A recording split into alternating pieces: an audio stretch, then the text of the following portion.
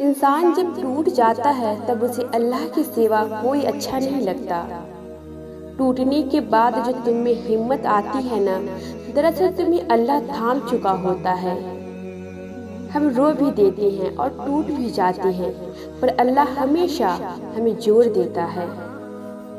غم نہ کرنا کہ دنیا آپ کے ساتھ نہیں، بلکہ خوش ہونا کہ دنیا کا مالک آپ کے ساتھ ہے۔ دل توڑنے والے تو ہزار مل جاتے ہیں، مگر دل جوڑنے والا صرف اللہ ہے۔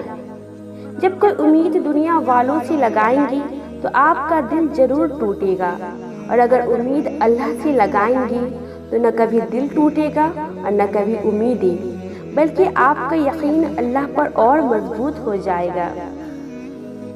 فرش والے تو دل توڑنا جانتے ہیں، عرش والا تو دل جوڑتا ہے۔ اپنا ہر غم اللہ کو بتایا کرو، کیونکہ آپ کے غموں کا علاج صرف اللہ کے پاس ہے۔ جب تم ٹوٹ کر اللہ کے پاس جاتے ہو نا اور اس سے مانگتے ہو تو اللہ کو تمہارا مانگنا بہت پسند ہے۔ جب تم دنیا سے نہیں اس سے مانگتے ہو، جب تم بے بسی کا رونا دنیا والوں کے سامنے نہیں اس کائنات کے سامنے روتے ہو، جب تم سب ختم ہو جانے کے بعد بھی اس یقین کے ساتھ دعا کرتے ہو کہ اس کے سوا کوئی تمہیں کچھ نہیں دے سکتا۔ اس دنیا کی ہر شے ٹوٹ کر ویسے نہیں بن پاتی جیسے وہ اوریجنلی ہوتے ہیں۔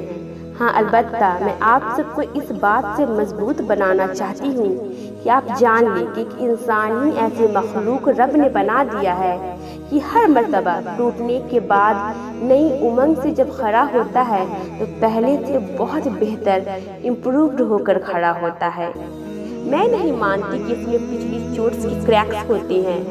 جب دنیا کی گلو آپ کے ٹوٹی ہوئی چیزوں کو دوبارہ سے بنا سکتی ہے تو میرے رب کے کلام کی طاقت ہماری ہر چوٹ کے بعد، ہر غلطی کے بعد، ہر گناہ کے بعد، ہر توبہ کے بعد پہلے سے زیادہ بہتر بنانے کی صلاحیت رکھتی ہے۔